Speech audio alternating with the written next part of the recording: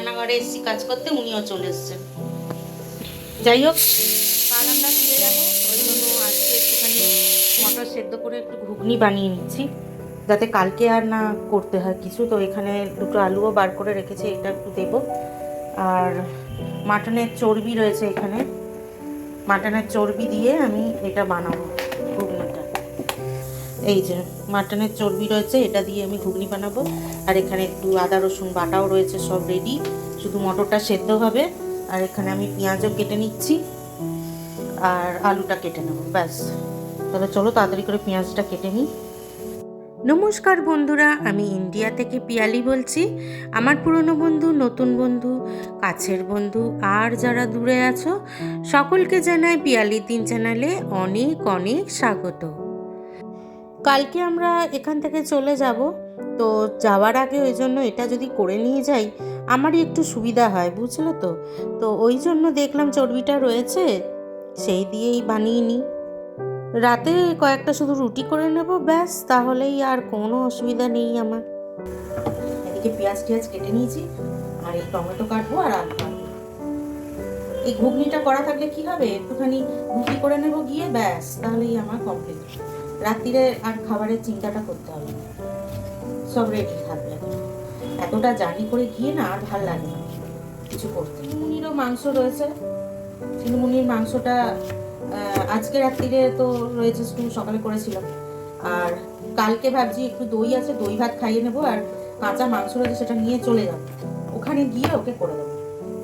আজকে চাদর বালিশের ওয়ার সব কেচে নিয়েছি একটা ঘরে, কেননা ও চলে গেছে আজকে ডিউটি, ও ওখান থেকে কালকে সকালে ফিরবে, কিন্তু এদিকে আর ফিরবে না, ওইদিকে ফিরবে, আর আমরা দুপুরবেলা বেরোবো।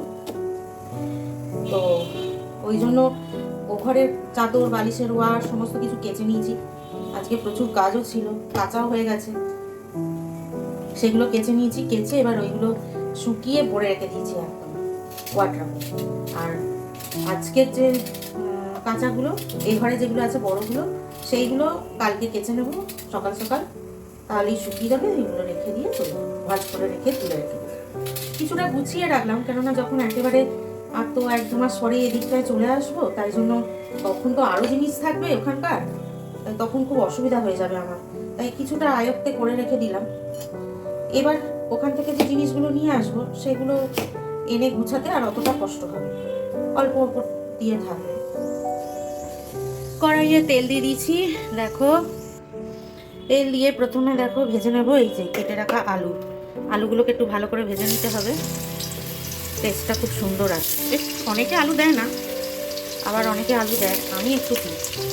আলুটা দিলে কি একটু বেশ গামাখাও হয়, আর তারপরে ধরো অল্প মটর থাকলে একটু আলু দিয়ে দিলে তরকারিটা একটু বেড়েও যায়, এই জন্যই আর কি দেবো। তো আমি ওই জন্য একটুখানি আলুটা দিচ্ছি, আমার কাছেও অল্প মটর ছিল, যাতে একটুখানি বেশি হয় ওই জন্য আলুটা দেবো। আলু ভাজা হয়ে গেছে, এবারে দিয়ে দেবো একটুখানি জিরে ফোড়ন, অল্প একটু জিরে ফোড়ন দিয়ে এর মধ্যে পেঁয়াজগুলো দিয়ে দেবো।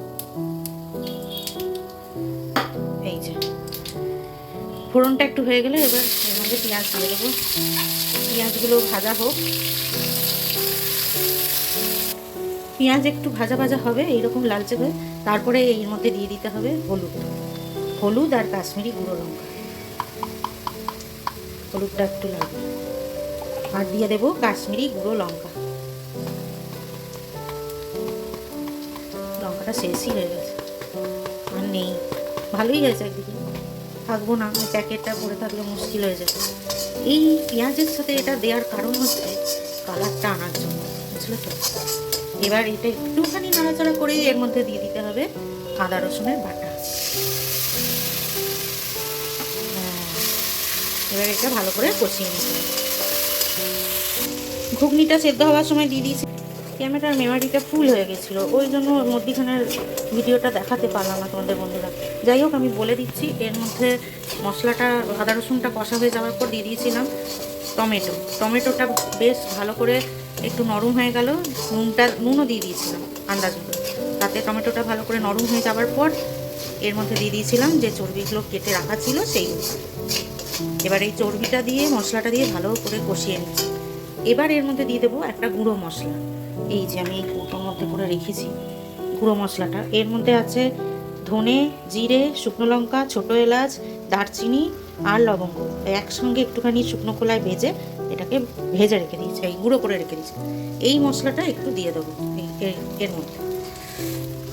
এই মশলাটা দিলে একটু টেস্টটা অন্যরকম আসবে, ঘুগনিটার স্বাদটাও অন্যরকম হয়ে যাবে, টেস্টটাও অন্যরকম হয়ে যাবে। এইটুকু আর রেখে লাভ নেই, দিয়ে দিই। তো চলো দেখো, এবার যা গন্ধ বেরিয়েছে না, মশলাটা তো ভালোই কষা হয়ে গেছে, চর্বিগুলো থেকেও তেল বেরিয়ে এসছে। এবার এর মধ্যে দিয়ে দেব এই যে সেদ্ধ করে রেখে দেওয়া ঘুগনিটা। ঘুগনিটা খুব বেশিও সেদ্ধ হয়নি, এই যে দাঁড়াও বাবারি গরম, তোমাদের দেখাতে পারছি না। এবার এটা এর মধ্যে দিয়ে দেবো, ভালোই সেদ্ধ হয়ে গেছে।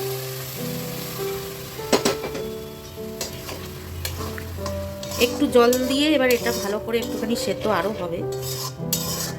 তো আপাতত মশলার সাথে কষাবো, আর দিয়ে দেবো এই যে ভেজে রাখা আলুগুলো।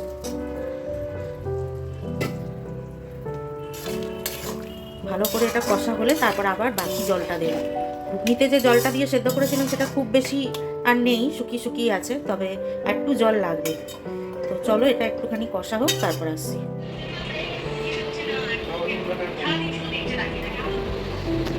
এটা কি বাটারস্কচ বাবা? মনটা খুব আইসক্রিমের জন্য ছটপট করছিল জানো তো বন্ধুরা, তাই জন্য আর থাকতে না পেরে একটুখানি অর্ডার করেই নিলাম। কি করব, এত তেষ্টা পাচ্ছে, আর তেমনি গরম, এই গরমের চোটে জল খেয়েও যেন মানে তেষ্টা মিটছে না। তাই জন্য বললাম যে না চল তো একটু আইসক্রিম খাই, অনেক দিন খাওয়া হয়নি আইসক্রিম। তো চলো, ওই জন্য যেরম ভাবা তেমনি কাজ। আর খাবো কি, দেখতে পাচ্ছ কি অবস্থা, চিনুমুনি দুজনের দিকেই তাকিয়ে বসে আছে, কে দেবে। এই দেখো কি কি আইসক্রিম কিনেছি, সেটা তোমাদেরকে দেখাই। এইগুলোকে এইভাবে রেখেছে, এই আইসক্রিমগুলো তো গলে যাবে তো রে, কিভাবে রেখেছে। দাঁড়াও তোমাদেরকে দেখাই যে কি কি আইসক্রিম কিনেছি আমি। এইগুলো কিনেছি, এই দেখো কর্নেটো চকলেট কোন, এগুলো আমি খাই না, ছেলে মেয়ে ভালোবাসে। আর এগুলো হচ্ছে ভ্যানিলা কোন, আর এইটা হচ্ছে বাটারস্কচ যেটা আমি খেলাম, আর এটা হচ্ছে বাটারস্কচের একটা মানে টাব। আর কি কিনেছি, ও আর একটা এটা কি আইসক্রিম জানি না, ও এটাও ওই কি লেখা, যাই হোক এইগুলো সব অফার ছিল। মানে আমি এই কটা আইসক্রিম কিনেছি, দাম হয়েছিল 600 কত টাকা, 639 না 25 কত একটা, আর অফারে সেটা পেয়েছি হচ্ছে 425 টাকা অফারে আমি এটা। এই যা এই আইসক্রিমটা পড়ে গেল। আজকে তিনজনেই আমরা এই আইসক্রিম খেয়েই একেবারে ঠান্ডা হয়ে গেলাম, প্রাণটা যেন একটু জুড়িয়ে গেল জানো তো বন্ধুরা। তৈরি হয়ে গেছে গরমা গরম কিমা ঘুগনি, একদম ধোঁয়া উঠছে কিমা ঘুগনি দিয়ে, আর এদিকে রুটি হয়ে গেছে। এবার রাতের ডিনারটা তাড়াতাড়ি করে সেরে নিই। অবশ্যই আমাকে কমেন্ট করে জানিও যে কে কে ভালোবাসো চর্বি দিয়ে আর কিমা দিয়ে ঘুগনি। তাহলে আজকের ভিডিওটা এই পর্যন্তই রইল বন্ধুরা, আবার দেখা হবে কালকে। আর যারা যারা এই ভিডিওটা যাদের ভালো লেগেছে তারা প্লিজ একটু সাবস্ক্রাইব করে দিও, আর যারা যারা অলরেডি সাবস্ক্রাইব করেছো তাদেরকে অনেক অনেক ধন্যবাদ। তাহলে আজকে আসি, কেমন, তোমরা ভালো থেকো, সুস্থ থেকো, টাটা।